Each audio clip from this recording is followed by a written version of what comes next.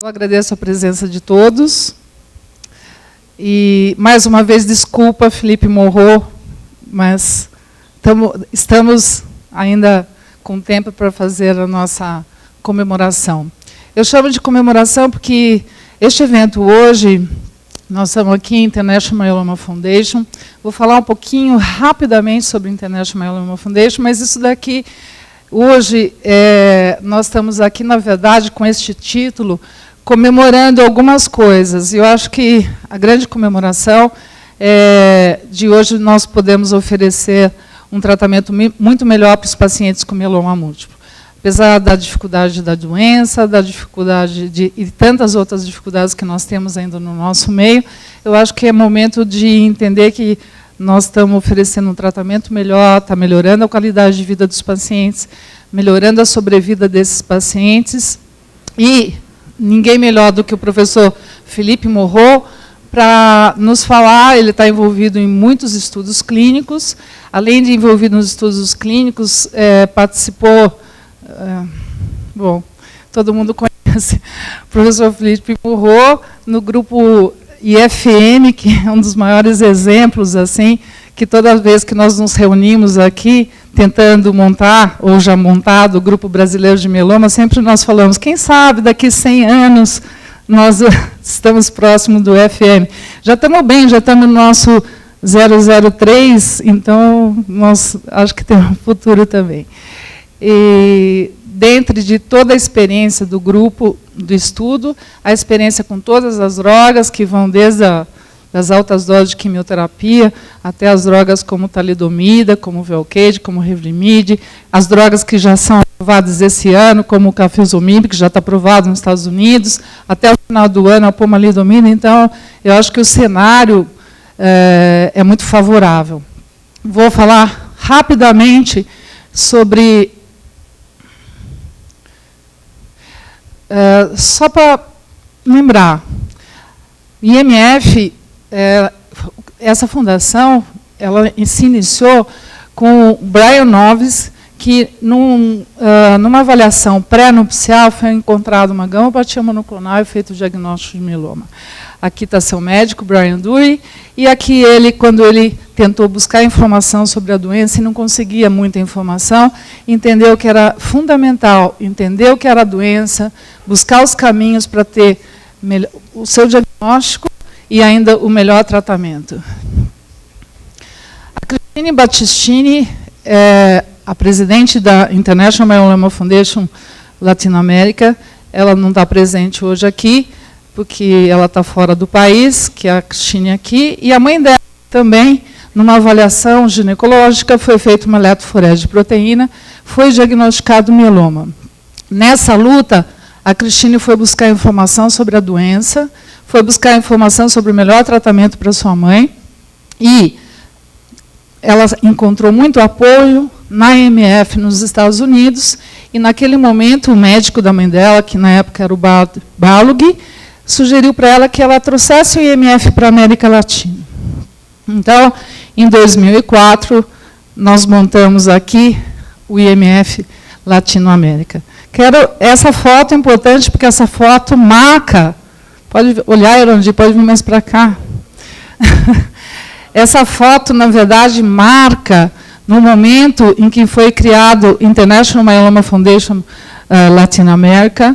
E aqui, muitos de vocês estão presentes, com um pouco mais de cabelo, com um pouco mais sem cabelo, um cabelinho mais branco, um cabelinho assim, mas muitos de vocês estiveram presentes, e esse evento foi exatamente nesse local.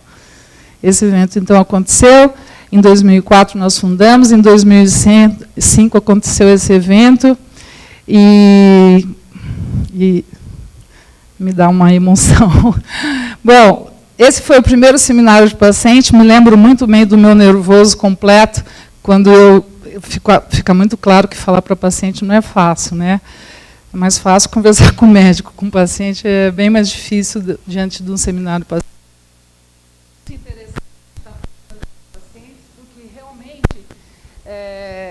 Eu acho que aprendi muita coisa exatamente nesse contato com os pacientes, não só no consultório, mas nesses eventos também, acho que aprendi muito. Aqui a Suzy Noves, que é a presidente do International Myeloma Foundation, e a Cristine, do International Myeloma da América Latina. Nossos eventos são eventos para pacientes, e no IMF no mundo, ele está presente em 115 países. Os manuais informativos e os conteúdos virtuais estão traduzidos em 18 idiomas, mais de 200 mil membros em todo o mundo. E aqui no Brasil, o que nós estamos podendo oferecer para os pacientes?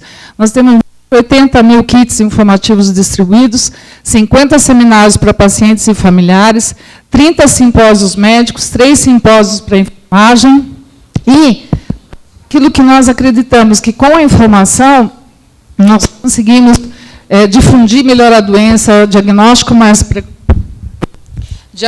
precoce, melhorar o tratamento, e nós procuramos manter no nosso site não só as informações, mas nós temos tentado buscar também o acesso para as medicações.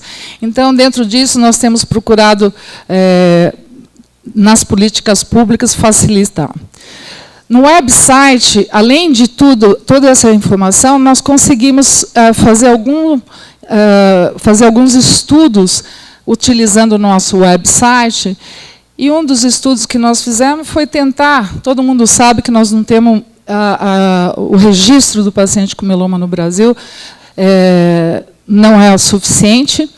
Então, nós temos aqui uma avaliação de 98 e 2004, só para mostrar para vocês que tudo isso foi feito baseado no site da IMF.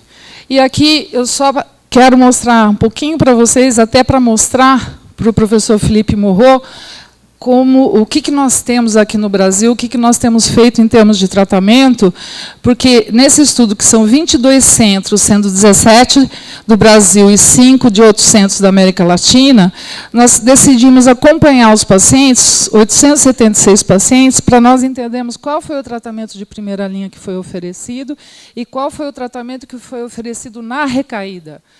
E esses pacientes estão sendo acompanhados, então, e serão acompanhados até o final de 2012.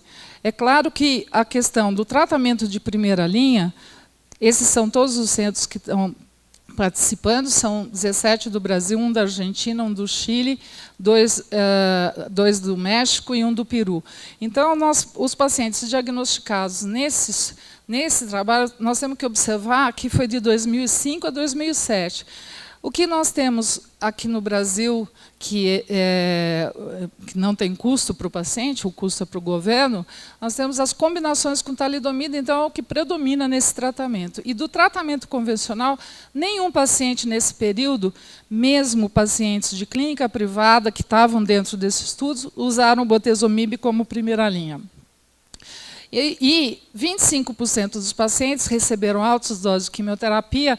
Naquela época, nós usávamos ainda o VAD como indução, até porque nós tínhamos um estudo clínico na época, e a indução era VAD, mas vocês podem ver que sempre usando muito mais a talidomida. E o bortezomib 0. Provavelmente, alguns centros privados se usavam o bortezomib, mas nós sabemos que a maioria, 70% dos pacientes no Brasil, eles estão sendo tratados no SUS, no Sistema Único de Saúde, e não em clínicas privadas. E na recidiva, que se vocês observarem, nós estamos ainda colocando os dados, mas até onde nós pudermos observar, novamente na recaída, a maioria dos pacientes receberam combinação com talidomida, e mesmo na recaída, ainda muita dificuldade para usar o Velcade, 27% dos pacientes tiveram acesso ao Velcade. E com relação à lenalidomida, na segunda recaída, que nós temos registro de 118 pacientes, reforçando, não tenho ainda o registro de todos os pacientes, porque os investigadores ainda não colocaram, só 6 pacientes receberam o Revlimid, e em terceira recidiva, só 2 pacientes. Eu coloco isso porque nós sabemos que no cenário internacional, essas medicações, Velcade, Revlimid, têm sido utilizados, principalmente o Velcade, como primeira linha de tratamento. No nosso meio, nós temos dificuldade, inclusive, para usar na recaída. Só para lembrar que, qual é o tratamento, então, que é feito aqui no Brasil? As drogas aprovadas no Brasil são todas essas, mas o que nós mais utilizamos são essas drogas aqui à direita. E lembrar que nós não temos o Revlimid ainda aprovado no Brasil. Bom, essa droga, na verdade, eu costumo dizer que ela foi reprovada.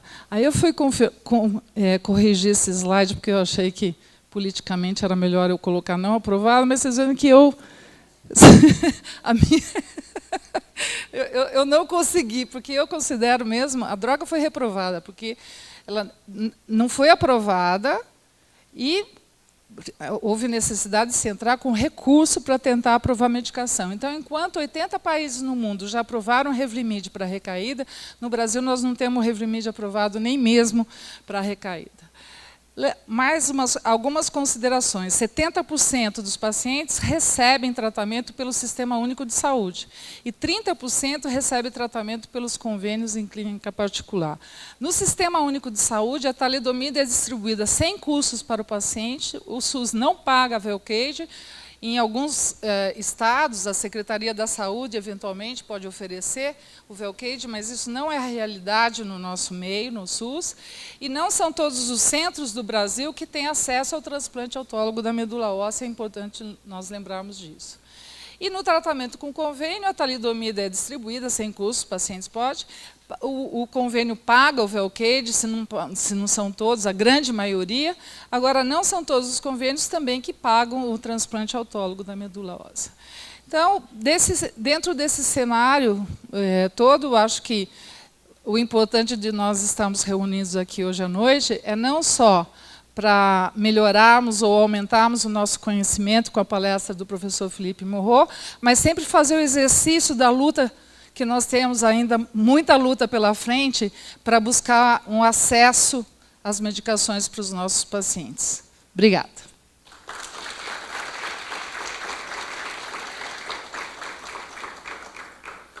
Então, agora eu gostaria de convidar o professor Felipe Morro, que vai aumentar nossas esperanças.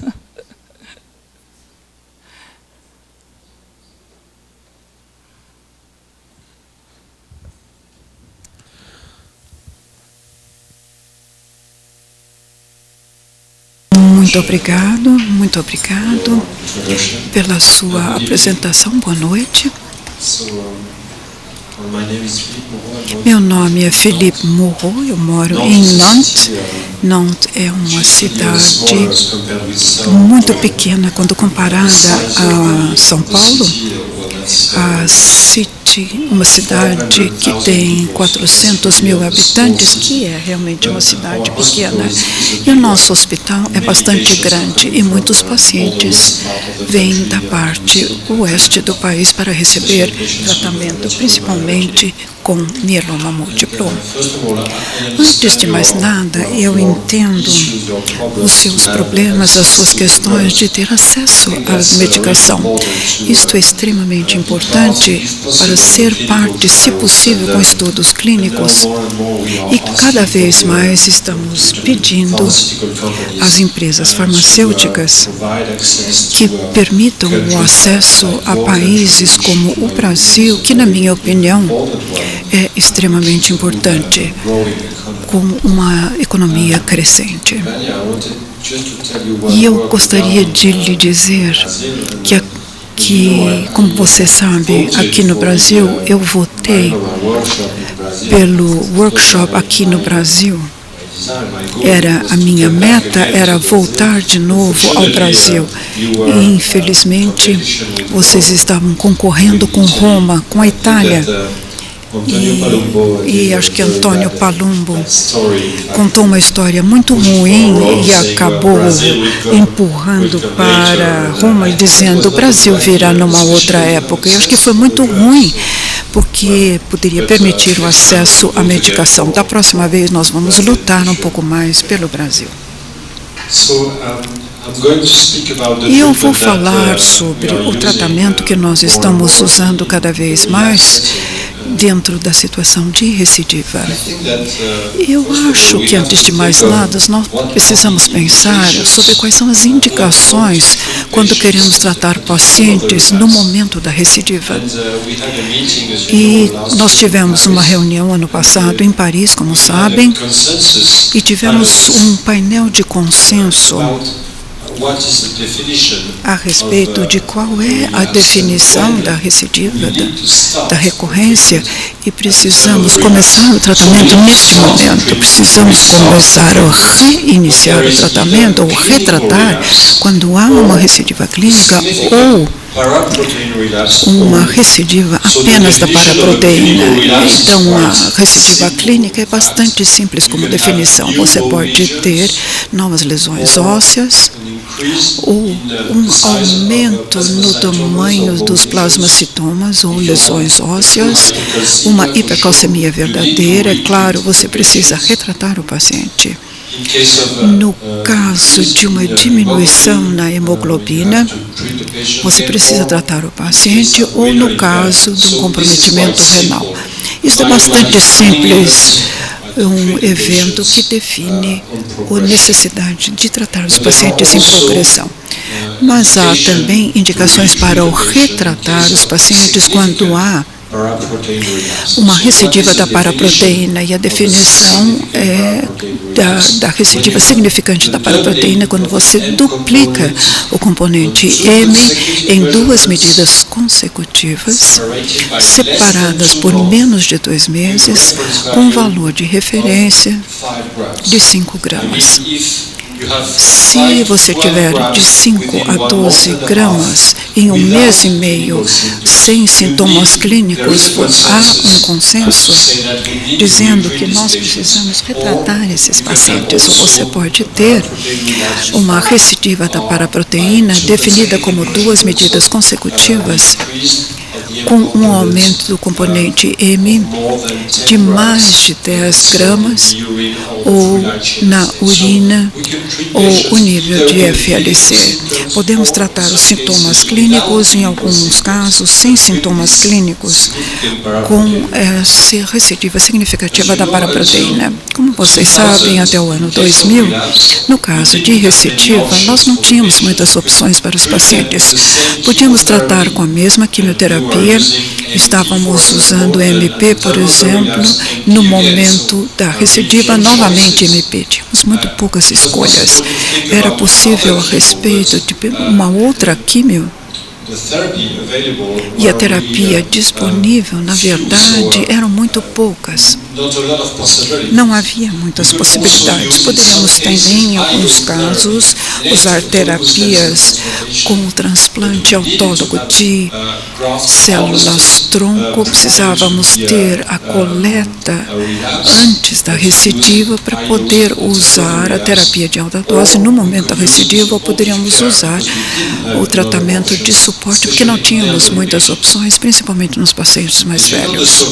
Como vocês sabem, a sobrevida dos pacientes na recidiva melhorou ao longo da última década, porque nós usamos novos agentes. E este trabalho de Shashi Kumar, publicado há 4 anos atrás no Blood, mostrou uma melhora na sobrevida com pacientes sem exposição a novos fármacos ou pacientes tratados no momento da recidiva com novos agentes. E claramente podemos ver que há uma melhora na sobrevida como um todo. Antes de mais nada, nós usamos esses novos agentes como monoterapia, como agentes únicos em combinação com dexametasona, e usamos esses três fármacos. O primeiro disponível foi a talidomida em 1999, no manuscrito publicado no New England Journal of Medicine, pelo grupo de Parmag. E quando nós olhamos a eficácia da talidomida como único agente nos pacientes com recidiva, nós temos esse trabalho de Claes-Macher, uma meta-análise com um grande número de pacientes, 1.600 pacientes, a dose mediana 200 miligramas por dia.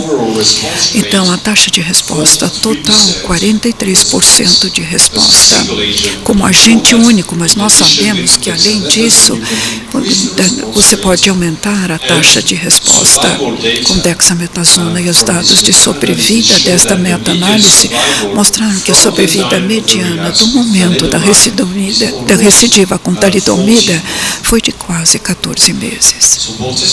Então, o bortezomib foi o segundo novo agente disponível e usado na situação de recidiva depois da publicação de Paul Richardson no New England Journal of Medicine apenas 7 anos atrás, o estudo APEX.